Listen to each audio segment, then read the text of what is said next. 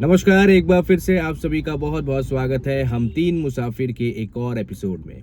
जी हाँ, मैं हूं अनिमेश और जैसा कि आपको पता है कि लास्ट वीक हम तीन मुसाफिर गए हुए थे कोलकाता से पुरुलिया। रोड ट्रिप हमने किया, पुरुलिया में हम रहे, अयोध्या हिल में हम रहे, माता फॉरेस्ट में रहे, फिर हम कुशलपल्ली में रहे एक दिन, फिर वहाँ से हम सीधा चले गए थे घाटशिला। जी हाँ, झारखंड हम पहुँचे, झारखंड के एक रिसोर्ट में रहे, फिर वहाँ से हम सीधा पहुँचे कोलाघाट। कोलाघाट में हम शेर बंगाल रिवर रिसोर्ट में एक दिन रहे। तो इस तरह से 4 दिन में 4 रिसोर्ट हमने कवर किया।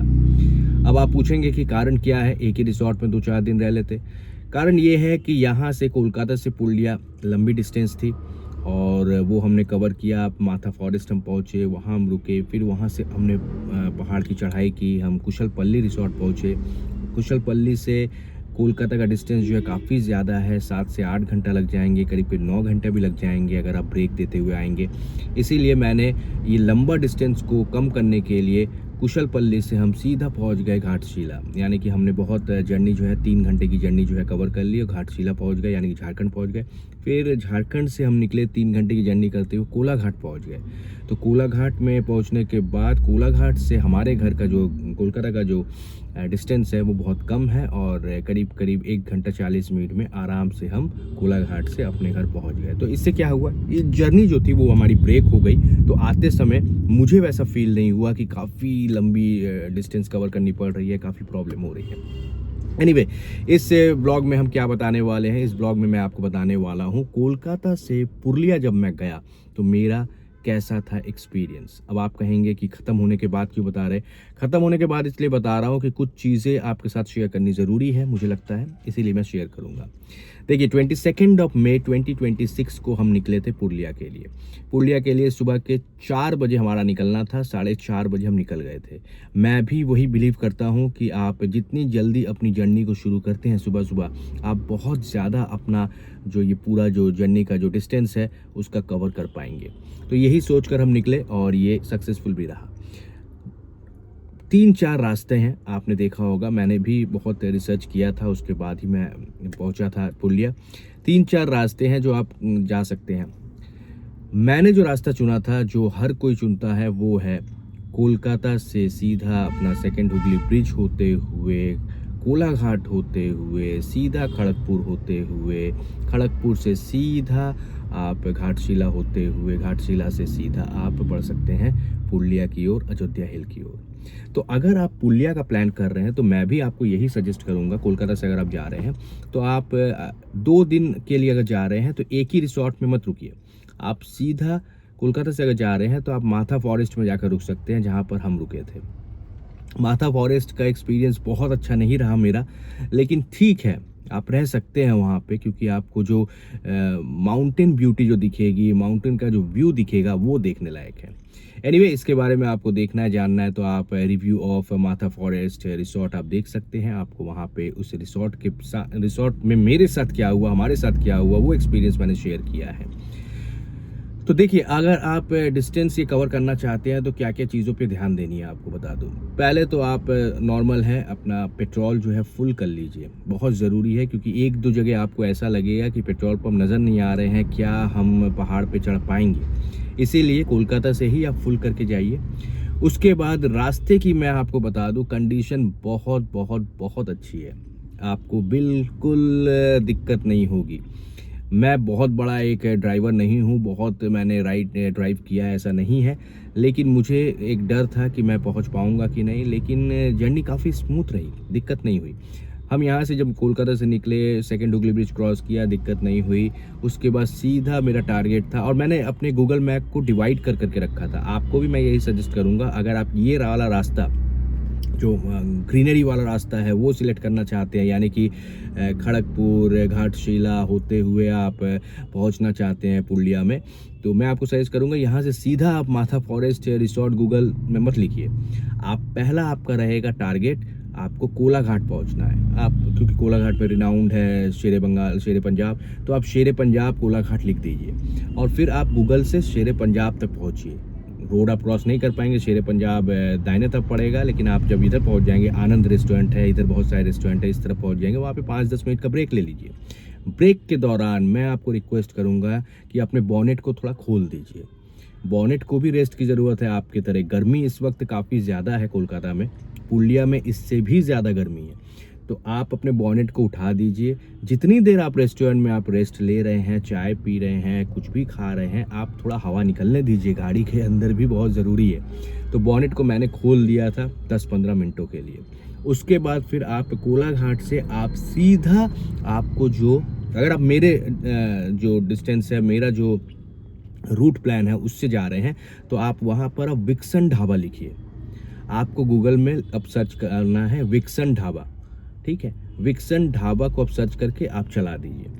अब आप चलना शुरू कीजिए। विक्सन ढाबा आप लिखते हैं तो आपकी गाड़ी जो है सीधा विक्सन ढाबा की ओर बढ़ेगी, जो आपको सीधा घाटशिला होते हुए आपको पुलिया ले जाएगी। तो अब आप विक्सन ढाबा आपने लिख दिया। विक्सन ढाबा में आप एक और ब्रेक लीजिए। वहाँ पर आप चाय पी सकते हैं, नाश्ता कर सकते हैं। विक्सन ढाबा में भी काफ़ी अच्छा है, वहाँ पे भी आप कर सकते हैं। लेकिन अगर अर्ली मॉर्निंग पहुँच गए तो आपको ज़्यादा आइटम्स वहाँ पे भी नहीं मिलेंगे, क्योंकि हम 4 बजे निकले थे तो बहुत 8 साढ़े 8 बजे तक हम पहुँच गए थे विक्सन ढाबा। विक्सन ढाबा पहुंचने के बाद वहाँ पर भी आपको अपने बॉनेट को खोल देना है गाड़ी का, और थोड़ा हवा पानी ठंडा पानी हो जाना है, सब कुछ हो जाना है, आप भी फ्रेश हो गए। विक्सन ढाबा के टॉयलेट्स वगैरह अच्छे हैं, बाहर ही हैं, रेस्टोरेंट के साथ अंदर घुसे हुए नहीं हैं, तो आप जाइए, यूज़ कीजिए। उसके बाद फिर वहाँ से आप निकलिए। अब आपको लिखना है माथा फॉरेस्ट। अगर आप माथा फॉरेस्ट जा रहे हैं तो वहाँ से अब आप लीजिए माथा फॉरेस्ट। इसमें क्या होगा, कभी भी आपका रूट जो है वो गड़बड़ नहीं होगा, क्योंकि बहुत सारे 2-4 रूट्स हैं। वो रूट्स अगर आप सीधा यहाँ से माथा फॉरेस्ट देते हैं तो आपके रूट्स चेंज हो जाएंगे। वो तो आप दे ही नहीं सकते, क्योंकि आपको ब्यूटी देखते हुए, ग्रीनरी देखते हुए जाना है। तो आपको कोलाघाट और विक्सन ढाबा, ये 2 पॉइंट्स आपको देने हैं। उसके बाद विक्सन ढाबा से आपको सीधा माथा फॉरेस्ट, अगर आप जा रहे हैं तो माथा फॉरेस्ट आप दे सकते हैं, तब आप ठीक आराम से पहुँच जाएंगे। विक्सन ढाबा के बाद से विलेज एरिया काफ़ी ज़्यादा पड़ा था, मैं आपको बता दूं। मैंने सोचा नहीं था कि आपको पहाड़ दिखना शुरू हो जाएगा। जब आप जाएंगे आपको पहाड़ दिखना शुरू, आप बहुत ज़्यादा खुश हो जाएंगे कि पहाड़ जो है वो आने वाला है। लेकिन अचानक से आप देखेंगे कि फिर से रास्ते शुरू हो गए, पहाड़ गायब हो गए, और फिर क्या हुआ कि आप विलेज एरिया में घुस गए। विलेज एरिया में काफ़ी देर मुझे ड्राइव करनी पड़ी, करीब करीब मुझे लगता है 40 मिनट 1 घंटा मुझे विलेज एरिया में ड्राइव करना पड़ा। दिक्कत ज़्यादा नहीं हो रही थी, ज़्यादा प्रॉब्लम नहीं आ रही थी, लेकिन रास्ते थोड़े नैरो हो जाएंगे और आप धीरे धीरे आगे बढ़ पाएंगे। ठीक है, वो ज़्यादा दिक्कत नहीं हुई, लेकिन आपके अंदर ये लगा रहेगा कि ये रास्ता ख़त्म क्यों नहीं हो रहा है, ऐसा आपको हो जाएगा। तब तक आप देख पाएंगे कि आपने जो पेट्रोल भरा था वो पेट्रोल अब कम हो रहा है, क्योंकि आप एसी नॉन स्टॉप चलाएंगे। आपको भी एसी की ज़रूरत है, जो आपके जो को पैसेंजर्स हैं उनको भी ज़रूरत है। तो अब क्या होगा कि आपको लगेगा कि एसी क्या भरवा ले, क्योंकि अब तो हम पहाड़ के ऊपर चढ़ने वाले हैं। पहाड़ के ऊपर चढ़ने के लिए पेट्रोल भी ज़्यादा खर्च होगा, साथ ही साथ ऊपर पेट्रोल मिलेगा कि नहीं उतरते समय, वो आपको टेंशन होने लगेगी। तो मैं आपको इस वीडियो में बता दूं कि आपको टेंशन लेने की कुछ नहीं है। आप जैसे ही आगे बढ़ेंगे, आगे बढ़ते बढ़ते आपको और भी पेट्रोल पंप मिलेंगे। ये बहुत अच्छी बात है। ये सब चीज़ें आपको दूसरे जो व्लॉगर्स हैं वो नहीं बता रहे हैं। तो आपको बता दूं, पुलिया पहुंचते, अब माथा फॉरेस्ट के बाद आप एक्सपेक्ट मत कीजिए कि आपको पेट्रोल पंप मिलेंगे, क्योंकि पहाड़ के ऊपर पेट्रोल पंप ज़्यादा मिलना पॉसिबल नहीं है।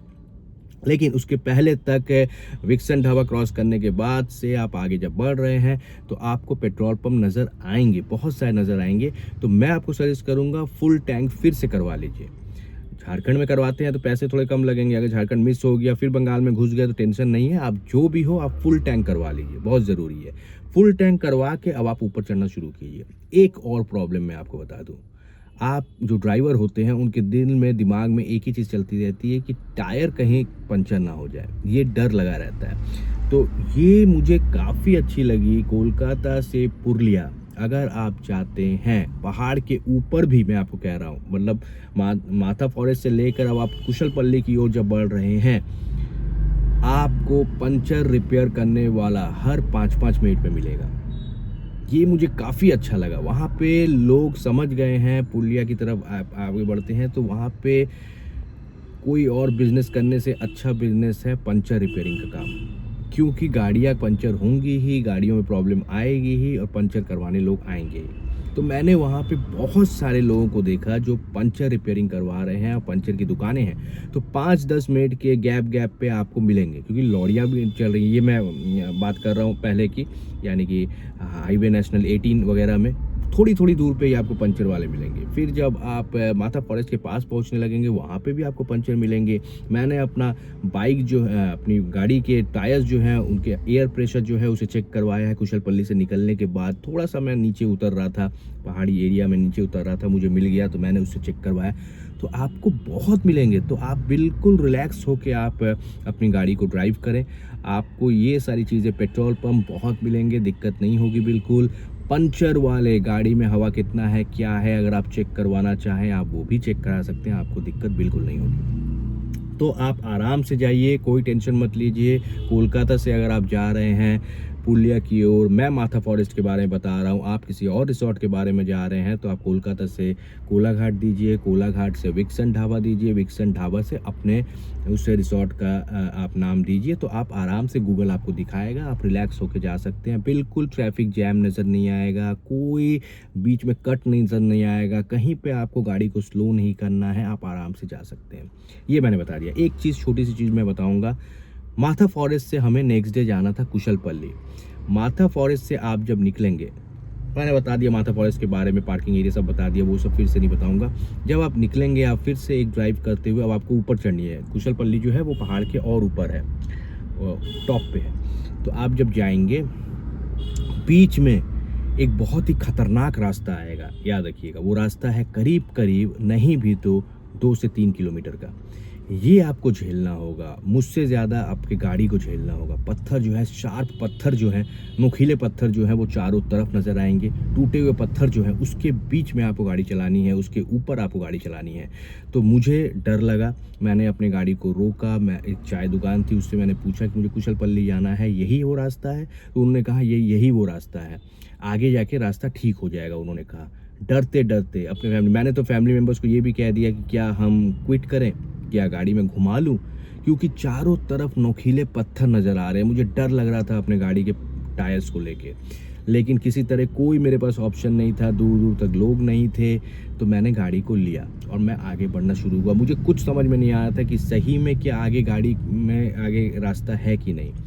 तो रास्ता मिला मुझे, करीब करीब 3-4 किलोमीटर चलाने के बाद रास्ता मिला, पिच वाला रास्ता, अच्छा रास्ता मिला जो कनेक्ट हो गया पहाड़ के साथ। और फिर जो अपनी गाड़ियाँ जो चलती हैं, घूम घूम के चलने शुरू हुई, काफ़ी अच्छा लगा, लेकिन मैं बहुत डर गया था। तो एक आपको ये प्रॉब्लम हो सकती है, अगर ये रास्ता, आई डोंट नो कैसे गूगल ने दिखाया और वो रास्ता मिला, तो ये रास्ता अगर आपको मिलता है तो आपकी गाड़ी के लिए थोड़ा टफ होगा। आप तो चला लेंगे, कोई दिक्कत नहीं है, क्योंकि आपको तो बैठे रहना है, लेकिन आपकी गाड़ी हिलते डुलते हुए चलेंगी और आपको तकलीफ़ होगी। अगर आपका गाड़ी में दिक्कत हुई तब थोड़ी सी परेशानी आपको हो सकती है। अच्छा, उतरते समय मैंने सोचा कि शायद गूगल वो मैप नहीं दिखाएगा, वो रूट नहीं दिखाएगा और दूसरे रूट से निकलेंगे, लेकिन ऐसा नहीं हुआ। उतरते समय भी सेम वही रूट गूगल ने दिखाया और उसी रूट से निकलना पड़ा। मुझे वो रास्ते का नाम याद नहीं है, नहीं तो मैं आपको ज़रूर बताता, लेकिन वो रास्ता आएगा ही। मुझे लगता है अगर माथा फॉरेस्ट होते हुए आप कुशलपल्ली जाते हैं तो वो रास्ता आपको फेस करना होगा। वो टूटा हुआ रास्ता है, पता नहीं वो बनने वाला है कि बनेगा, कि क्यों ऐसा है पता नहीं चला। बहुत इंपॉर्टेंट रास्ता है, लेकिन वो टूटा हुआ है। शायद हो सकता है आने वाले दिनों में वो रास्ता बन जाए। तो ये प्रॉब्लम मुझे फेस करनी पड़ी, लेकिन गाड़ी ने साथ दिया, लक ने साथ दिया, कोई दिक्कत नहीं हुई, आराम से चढ़े। वो 3-4 किलोमीटर चलाने के बाद जो आपको ब्यूटी नज़र आएगी, लगे आप मसूरी में चला रहे हैं गाड़ी। मसूरी में गया हूँ तो जैसे फील आई थी मुझे, वैसी फील आ रही थी, बिल्कुल आराम से हम ऊपर चढ़ गए। तो आप भी आराम से प्लान बनाइए, जाइए। गर्मी का वक्त है, अभी प्लान मत बनाइए, मैं कहूँगा जब थोड़ा मौसम ठीक हो जाए उसके बाद जाइए। इन रास्तों को जो मैंने बताया इनको फॉलो कीजिए, आपको कोई दिक्कत नहीं होगी। Thank you so much guys हमारे साथ बने रहने के लिए। मैं हूं अनिमेश, इस तरह की कुछ टिप्स आपको देता रहूँगा। मेरा बस यही मोटिव है, मैंने जो एक्सपीरियंस किया है वो आपके साथ शेयर करना। मैं बड़ी बड़ी बातें नहीं करूँगा, जहाँ पे मुझे प्रॉब्लम नज़र आएगी मैं खुलकर बोलूँगा। और अच्छी बातें ज़्यादा बता के फ़ायदा नहीं है, वो तो हर एक ब्लॉगर बता रहा है, तो उन बातों को आप वहाँ सुन लो। मैंने क्या फेस किया, मुझे क्या प्रॉब्लम हुई, ये मैंने आपको बताया। आपको कहीं पे भी कोई आपको पेट्रोल पंप के बारे में नहीं बता रहा है, आपको कोई भी पंचर हो जाता है तब क्या करना है, कितने पंचर वाले मिलेंगे, ये सब नहीं बताया। क्योंकि इन चीज़ों को मैं दूसरे यूट्यूब में खोज रहा था, ब्लॉगर के ब्लॉग में खोज रहा था, लेकिन मुझे नहीं मिला, तो इसीलिए मैंने आपके साथ शेयर कर दिया। Thank you so much guys, एक बार फिर से मुलाकात होगी। Love you, take care, bye bye.